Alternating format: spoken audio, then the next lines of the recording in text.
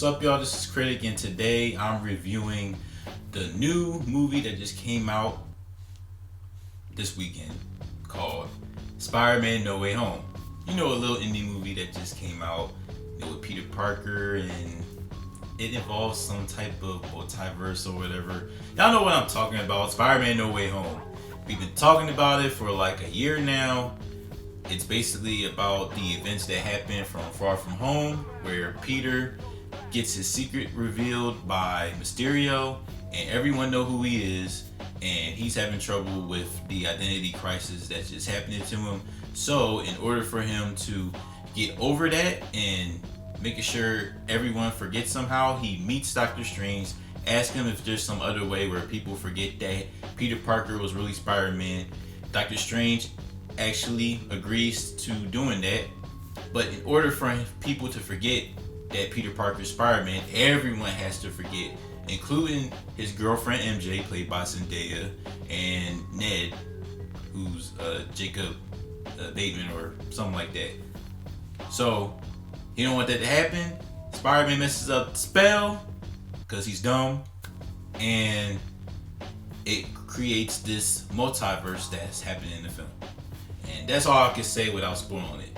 Now, before I get into it, I just want to let y'all know about what my thoughts are for the previous films that came out before this film today. So let me just say, y'all know I love Tobey Maguire's Spider-Man trilogy. I react to it. You can check it out on my channel. I reacted to Spider-Man 1 through 3. Amazing films in their own way. I love them films. Andrew Garfield, that makes it Spider-Man, I'm going to react to those two soon, but I thought they were like, alright, okay. They weren't like the worst films I ever seen in my life, but they could have done a little bit better. The highlight of those films were basically Andrew Garfield, because he's amazing as Peter Parker. I can even say that he is the best actor as Peter Parker / Spider-Man. But yeah, I thought the films were okay. Homecoming, I thought it was alright. It's cool, but it's not the best. Vulture was great, and Tom Holland did alright, but I wouldn't say it's one of my favorites. Far From Home, same. Thought it was okay. Mysterio was good in my opinion. He actually succeeded in revealing his identity anyway. So he basically is the only Spider-Man villain that accomplished what he has to do. But for the film, I thought it was just alright. So that's basically all of my thoughts on the other films are. Now, we are going to get into Spider-Man No Way Home. And at the end, I'm going to talk a little bit of spoilers. So I should have like a timestamp. And if I, go into spoilers, you'll know. So yeah, that's basically all I have to say about that. So, Spider-Man No Way Home. At first, when I think about Tom Holland's Spider-Man, the thing that gets me is that he's spoiled. He's like a spoiled baby. While the other previous Spider-Man had to suffer, and they first saw him out as Spider-Man, well, to be fair, we didn't see him go through his suffering when Uncle Ben died. We never even hear Uncle Ben, but we gonna get over that. We see him be in a good school, living with Aunt May, living well, hanging out with the Avengers, has friends, having all this tech that can help him out in any way during his crime time, fighting bad guys. So he's basically living a good life. And I felt some type of way because I feel, in my opinion, in every Spider-Man adaptation, I feel like Spider-Man has to suffer. A quote from Squidward is, "Why, when I have fun, it's wrong." Well, it's the same thing about Spider-Man. Spider-Man life sucks. It's trash, and that's why we love him. Because no matter what he does or what he do, no matter how much of a good day he has, it's always trash because he has to fight bad guys every day. And at the same time, he doesn't get recognition for what he does for everybody. He just does it because that's just what he wants. That's just what he has to do. He doesn't need the recognition. He doesn't need the advanced tech. He always does good because it's the right thing to do.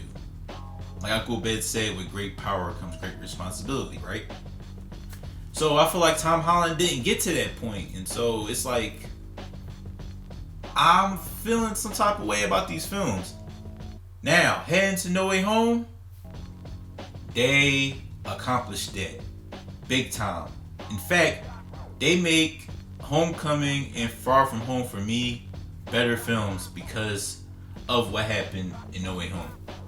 Now, I'll say the first hour, the first negative I would say is that they resolved the identity crisis a little bit in the movie, and they solved it too quickly.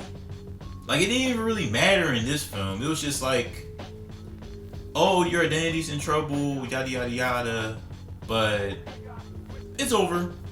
So it's just like, shouldn't that be a big part of your film? You know, but that's just besides the point. So whatever. But man, they get into so many emotional depths and all that. It's spoilers. I'll just say that they get into so many emotional beats here that almost made me nearly cry. Especially when it comes to the nostalgia factor. My God, I can't wait to tell y'all about those parts, but that's for later. Green Goblin, I could talk about the villains. Green Goblin, Willem Dafoe's Green Goblin is absolutely certified. He is the best Spider-Man villain. Like, it's certified after this film. He is better than ever. He's scary, he's intense, he's manipulative, and he whoops Tom Holland's ass, bro. It was one scene where it was just Willem Dafoe's Green Goblin and Tom Holland's Spider-Man in some type of building, and they just go at it, and Green Goblin basically power bombed him, body slammed him. He gave him all that work. I'm just like, oh my God, he blasted this man through this ground. Like, damn. And Willem Dafoe was just great here. Alfred Molina was great as Dr. Octopus. He did his thing. I love that we get to continue with his story. You know, fuck, I can't talk about it. Well, Alfred Molina was great. Jamie Foxx was good. He could have done a little bit better because some parts it was just like, you could have did a little bit better with the way you deliver your lines and all that. But I just love seeing Jamie Foxx, so it didn't really matter to me. So he was cool as Electro, Sandman, Lizard, all of them are good. No problems there. Tom Holland, going back to him, this is probably his best performance as Spider-Man because, like I said before, the emotional beats, the way he carried scenes and was able to like act, like showing him like feel, what's the word I'm looking for? Feel like some type of defeat. Feel some type of suffering. That's basically all I can say about that without spoiling. Like, man. And the action scenes are cool. The action scenes were good.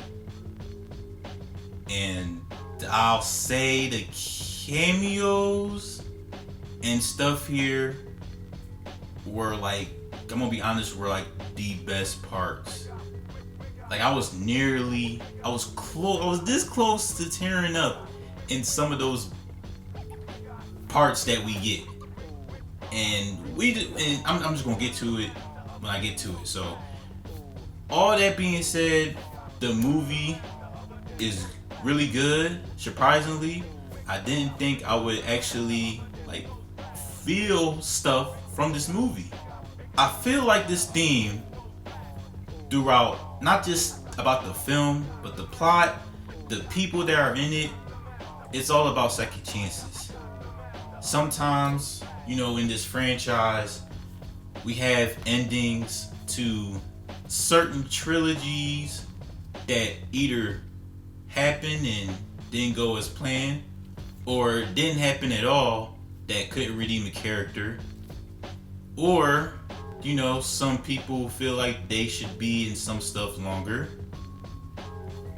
And Tom Holland Spider-Man, making some mistakes during the film.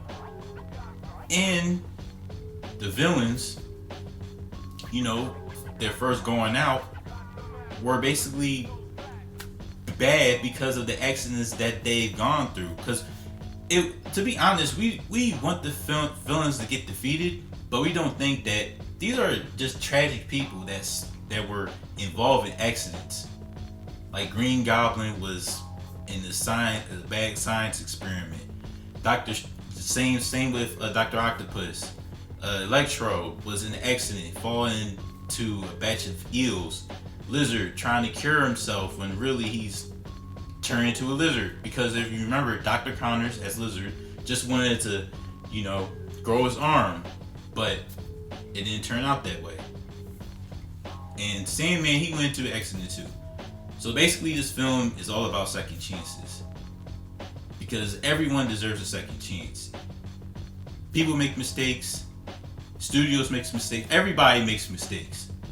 But if we get a second chance, people have the right to redeem themselves and show what they can actually do.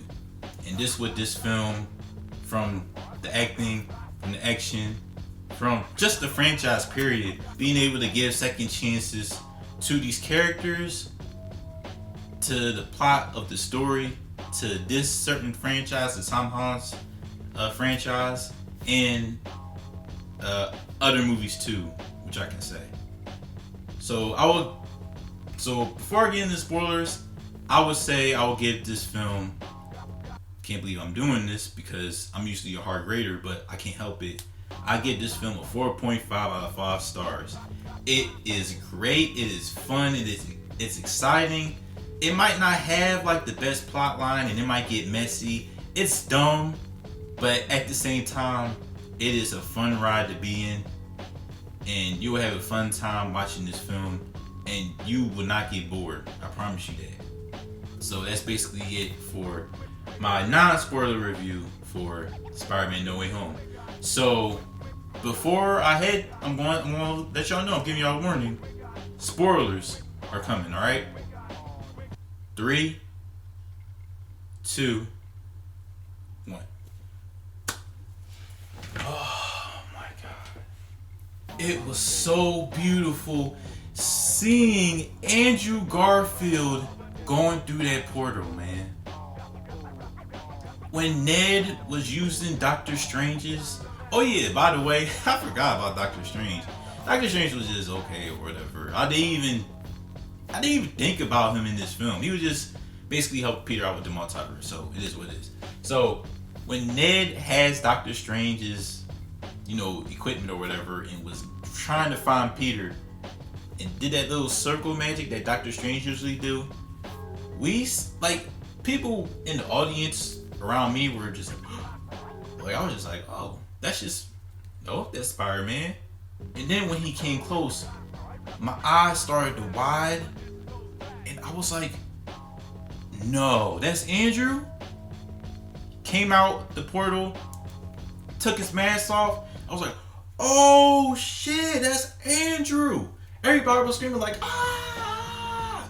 I was like, oh my God, I'm feeling some type of way. Because this must have, and when he said, we need to keep finding Peters, I was like, they gotta bring Toby next. They showed Toby, bruh. Y'all gotta understand, we haven't seen Toby in like 20 years. No, I'm lying. We haven't seen Toby in like 14 years since The Great Gatsby. And this man has not lost a beat. Also, the same for Andrew Garfield. They were great in this film, man. I'm so happy they're in the film. People were saying, "Oh, they're not in the film, Andrew." Like, everybody knows they're in the film. You're just denying it because you saw some MCU spoilers that you shouldn't have seen anyway, but you looked at it anyway. So it's like your fault. But man, I'm so happy they're in this film. They have great chemistry with Tom Holland. It was just beautiful to see.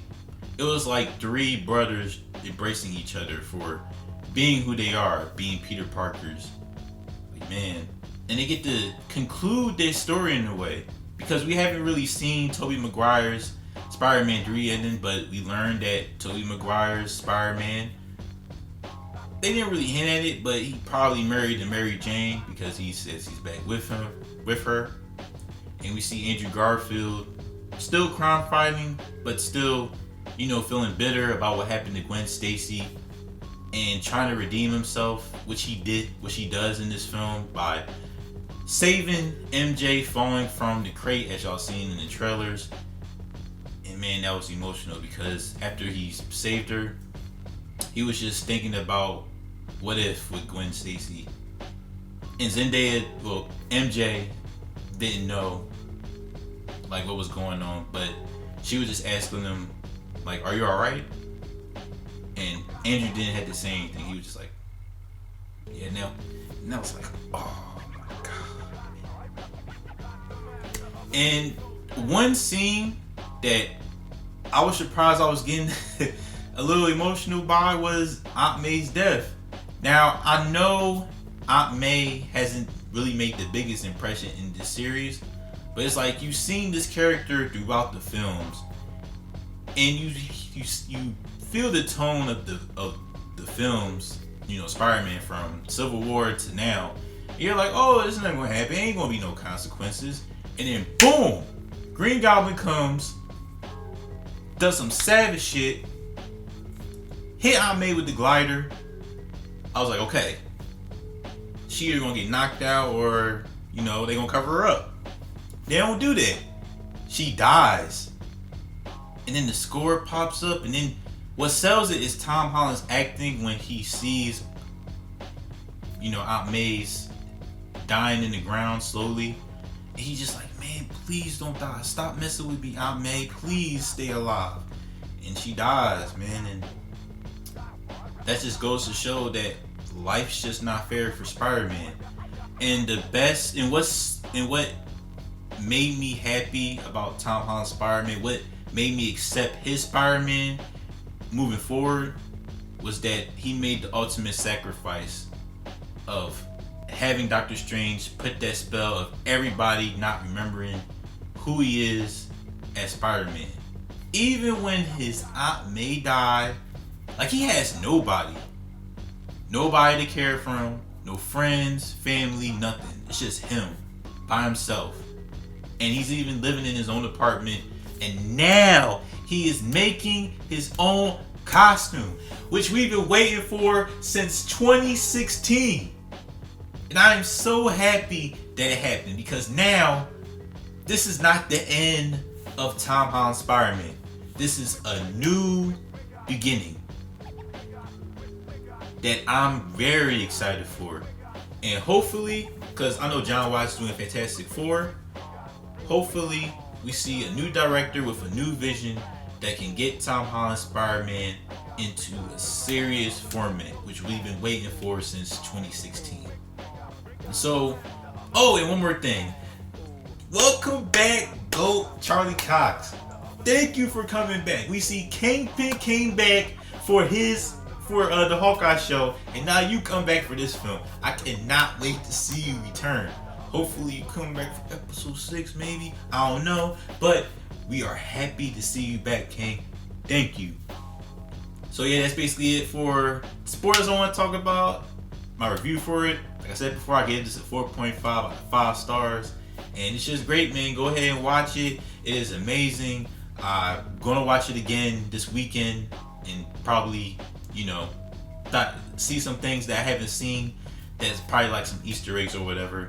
So yeah, that's it for my review. So make sure to like this video, comment down below your thoughts on Spider-Man No Way Home. Did you watch it? Remember, there can be like some spoilers because the movie still just came out, so be careful for what you comment on.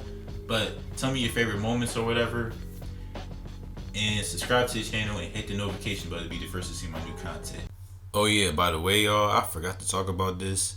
They have 2 post-credit scenes after Spider-Man No Way Home, and the first one, it was just like, why? Why would you do this and just basically waste our time with that film? But it leads to some potential things happening for Tom Holland Spider-Man in his future films. The second one is a trailer to an upcoming Marvel film. And it is glorious. And I cannot wait for that film. So that's all I can say about that. I just want to say that to y'all before I go, because I know y'all want to hear my thoughts on the post-credit scene. So that's it. Peace, y'all.